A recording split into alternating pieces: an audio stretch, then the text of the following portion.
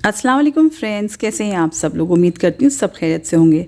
तो आज मैं शेयर कर रही हूँ बहुत मज़ेदार चटपटी और मसालेदार मटन बिरयानी की रेसिपी। बिरयानी अगर मसालेदार ना हो, चटपटी ना हो तो खाने का मज़ा नहीं आता। फीकी फीकी बिरयानी तो अच्छी बिल्कुल नहीं लगती है। और ये रेसिपी बहुत ही मज़ेदार बन के तैयार हुई थी। तो आप वीडियो को एंड तक ज़रूर देखिएगा, इसको ट्राई कीजिएगा। मुझे उम्मीद है आप लोग को बहुत पसंद आएगी, क्योंकि ये बनेगी भी बहुत जल्दी। मैंने गोश्त को जो ना प्रेशर कुक कर लिया था, तो उसको बनाने में भी बहुत आसानी हो गई थी। तो वीडियो को एंड तक ज़रूर देखिएगा, इसको ट्राई कीजिएगा। मुझे उम्मीद है आप लोगों को बहुत पसंद आएगी। तो ये मज़ेदार सी बिरयानी बनाने के लिए मैंने यहाँ पे देखिए मटन ले लिया था 1 किलो। तो मैं बिल्कुल आपको परफेक्ट 1 किलो गोश्त के हिसाब से रेसिपी बता रही हूँ। तो यहाँ मैंने मटन को मैरिनेट करना था, तो मैंने बोल में डाल दिया था और इसमें डाला है 1 कप के करीब दही। साथ में डालेंगे इसमें हम 2 टेबलस्पून भर के लहसुन अदरक का पेस्ट, और 1 टेबलस्पून भर के मैंने ये मिर्च का पेस्ट डाला है। आप चाहें तो बारीक काट के भी डाल सकते हैं। फिर डालेंगे हम इसमें थोड़े सूखे मसाले। तो यहाँ पे मैंने धनिया पाउडर, हल्दी पाउडर, जीरा पाउडर, कुटी लाल मिर्च, नमक, बिरयानी मसाला, गरम मसाला पाउडर और लाल मिर्च डाली है। अच्छा, कुछ व्यूअर्स का कमेंट था कि मैं इंग्रेडिएंट्स का वज़न या फिर नाप नहीं बताती हूँ कि कितने चम्मच वगैरह इस्तेमाल किया है। तो मैं इंग्रेडिएंट्स की लिस्ट हमेशा डिस्क्रिप्शन बॉक्स में दे देती हूँ, क्योंकि अगर सब कुछ मैं अगर वीडियो में एक्सप्लेन करूँगी तो फिर वीडियो बहुत लंबी हो जाएगी।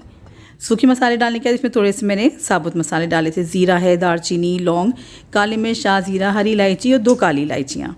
फिर मैंने तकरीबन 200 ग्राम के करीब टमाटरों को बारीक पीस लिया था। इसका पेस्ट बना के मैंने इसमें डाला है। टमाटर को थोड़ा पीस के डालते हैं ना, तो बिरयानी बहुत मसालेदार बन के तैयार होती है। साथ में डाले मैंने इसमें आलू बुखारा, और यहाँ पे प्याज ले ली थी मैंने 1 कप के करीब। ये मेरे पास पहले से तली हुई रखी हुई थी, ये मैंने इसमें इस्तेमाल की है। अगर आपके पास तली हुई प्याज नहीं है, बरिस्ता नहीं है आपके पास, तो आपने तकरीबन 250 ग्राम से करीब प्याज को सुनहरा करके ब्राउन करके इसमें डालना है। फिर डालेंगे इसमें हम धनिया और पुदीना, तो आधी आधी मुट्ठी मैंने इसमें डाल दी है। तो ये सारे मसाले और ये प्याज वगैरह, टमाटर हमने अच्छे से गोश्त के साथ मिक्स कर लेना है। अच्छे से मिलाइएगा गोश्त को मसाले के साथ, ताकि बोटी पे ना हर तरफ से मसाला लग जाए, तभी वो अच्छे से मैरिनेट होगी। यहाँ पे मैंने गोश्त को तकरीबन 2 घंटे के लिए मैरिनेट किया था। आप चाहें तो इसको आधे घंटा मैरिनेट करके बना सकते हैं, मगर ये कि गोश्त वगैरह जितना ज़्यादा मैरिनेट होता है ना, उसका फ्लेवर बहुत अच्छा निकल के आता है। आप चाहें तो इसको ओवरनाइट भी मैरिनेट कर सकते हैं। रात में इसको मैरिनेट करके रख दें फ्रिज में, और नेक्स्ट डे इसको पका लें। और यहाँ 2 घंटे बाद मैंने गोश्त को ना प्रेशर कुकर में डाल दिया था। जैसे मैंने पहले ही बताया था, मैं इसको कुकर में पका रही थी ताकि जल्दी बन जाए। गर्मी भी आजकल बहुत है और टाइम भी बहुत ज़्यादा लगता है पतीली में बनाने में। अब मैंने इसमें 1 कप के करीब तेल डाल दिया है, और अब हमने मीडियम टू हाई फ्लेम पे फ्लेम को ऑन कर लेना है, और गोश्त को हमने 8 से 10 मिनट के लिए अच्छे से भून लेना है। गोश्त जब भुन जाएगा ना, तो आप देखेंगे कि तेल सरफेस पे आ गया है और मसालों की बहुत प्यारी सी खुशबू निकलना शुरू हो जाएगी। इस पॉइंट पर हम गोश्त को गला लेंगे। तो तकरीबन मैंने यहाँ पे आधे कप से थोड़ा सा ज़्यादा पानी, जिस बोल में मैरिनेट किया था ना, उसी को क्लीन करके मैंने इसमें डाल दिया है, और हल्की आंच से मैंने सब चीज़ों को मिक्स कर दिया है। अब इसको हम प्रेशर कुक करेंगे। तो कितने टाइम के लिए प्रेशर कुक करना है, मटन है तो इसको मैंने हाई फ्लेम पे 1 विसल आने दी थी। उसके बाद फ्लेम को लो करके मैंने इसको तकरीबन 10 से 12 मिनट के लिए हल्की आंच पे पकाया था। फिर इसका प्रेशर भी ना मैंने खुद से ही निकलने दिया था। साथ ही साथ मैंने यहाँ पे चावल भी भिगो दिए थे। यहाँ पे मैंने लॉन्ग ग्रेन बासमती चावल इस्तेमाल करें। तो ये बासमती चावल थे, तो इसको मैंने अच्छे से 2 से 3 पानी से मल के धो लिया था। उसके बाद इसको मैंने आधे घंटे के लिए भिगोया था। अगर आप सेला चावल इस्तेमाल कर रहे हैं तो आपने उसको कम से कम 1 से 1.5 घंटा भिगोना है। तो यहाँ प्रेशर ऑलमोस्ट निकल गया था। मैंने ये लिड हटा दिए, और आप देख सकते हैं अच्छे से तेल जो है ना सरफेस पे आ गया है, और इसमें पानी की बिल्कुल भी कमी महसूस नहीं हुई है। पानी बिल्कुल इसमें परफेक्ट है। इससे ज़्यादा हमने गोश्त का पानी ख़त्म भी नहीं करना है, वरना मसाला बहुत ज़्यादा थिक हो जाएगा और फिर वो बिरयानी पे अच्छे से लेयर नहीं होगा। अब इससे पहले आप कहेंगे तेल बहुत ज़्यादा है, ये तेल हमने निकाल लेना है। ये हम बिरयानी की लेयरिंग में इस्तेमाल करेंगे। तो आधे से थोड़ा सा ज़्यादा ही मैंने ये तेल निकाल के अलग रख लिया है, और अब गोश्त को साइड में रखेंगे और बिरयानी के चावल की तैयारी कर लेंगे।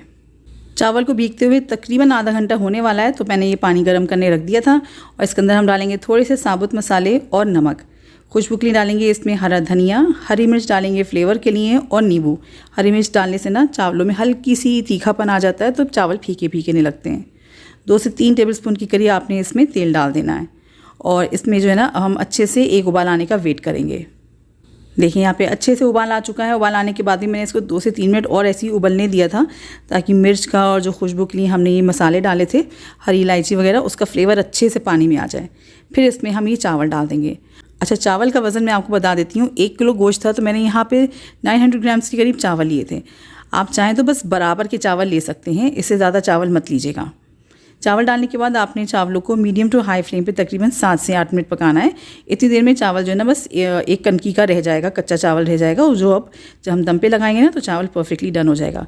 अब आपने गैस बंद कर देनी है और चावलों का पानी अलग कर लेना है। बस ध्यान रखिएगा कि 1 कप पानी रोक लीजिएगा, बाकी आपने चावलों को छन्नी से निकाल देना है।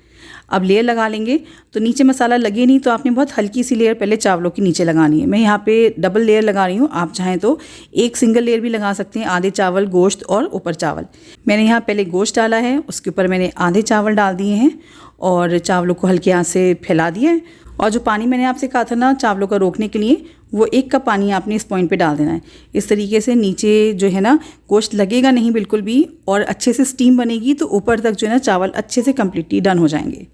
थोड़ी सी लेयरिंग करेंगे तो तली हुई प्याज डाल देंगे और धनिया पुदीना, जो बेसिक लेयरिंग होती है बिरयानी के लिए। आधा जो बचा हुआ मसाला है गोश्त का वो भी हमने इसके ऊपर पूरा डाल देना है। अब इससे हल्का सा मैंने इसके ऊपर हरा धनिया डाला है और थोड़ी सी प्याज डाल दी है, और डालेंगे बचे हुए चावल डालने के बाद आपने बहुत हल्के हाथ से इसको फैलाना है। याद रखिएगा चावल ऑलमोस्ट जो है ना 80 to 90% गले हुए होते हैं, तो बहुत तेज चम्मच नहीं चलाना वरना चावल टूट जाएगा। और जो बचा हुआ तेल था ना वो आपने चावलों के ऊपर डालना है। ये तेल डालने से एक तो चावलों में खुशबू आती है, ऊपर से चावल जो है ना सूखे सूखे नहीं बनते हैं, बिरयानी सूखी अच्छी नहीं लगती है। अब जिसको ऑयल से प्रॉब्लम है वो या तो ऑयल की क्वांटिटी कम कर ले, वरना बिरयानी थोड़ी सी हाई कैलोरी साइड पे ही होती है। वापस से मैंने बिरयानी को गार्निश किया था प्याज और हरी धनिया की पत्तियों के साथ और थोड़े से फूड कलर के साथ। आप फूड कलर नहीं डालना चाहते हैं तो आप इसको कम्प्लीटली अवॉइड कर सकते हैं। फिर अब हम बिरयानी को दम पे लगाएंगे, तो आपने फ्लेम को 5 मिनट के लिए हाई पे रखना है ताकि जो पानी डाला था ना उसमें स्टीम बनना शुरू हो जाए। उसके बाद आपने फ्लेम को बिल्कुल लो कर देना है और इसको आपने 15 मिनट के लिए लो फ्लेम पे ही ऐसे ही छोड़ देना है। 15 मिनट बाद गैस को बंद करिएगा, मगर लिड जो है ना 2 से 4 मिनट बाद हटाइएगा ताकि थोड़ी सी स्टीम सेटल हो जाए। फिर आप इसकी लिड खोल दीजिएगा और चम्मच मत चलाइएगा, थोड़ा सा वेट कीजिएगा ताकि ऊपर जो आपको स्टीम दिख रही है ना थोड़ी सी कम हो जाए। फिर उसके बाद आपने हल्के हाथ से बिरयानी को मिक्स कर लेना है और ये बहुत ही बेहतरीन मसालेदार चटपटी मटन बिरयानी बनके तैयार है। देखने में जितनी मज़ेदार लग रही है ना, खाने में ये उतनी ही मज़े की बनके तैयार हुई थी। तो रेसिपी को ज़रूर ट्राई कीजिएगा, मुझे उम्मीद है आप लोग को बहुत पसंद आएगी।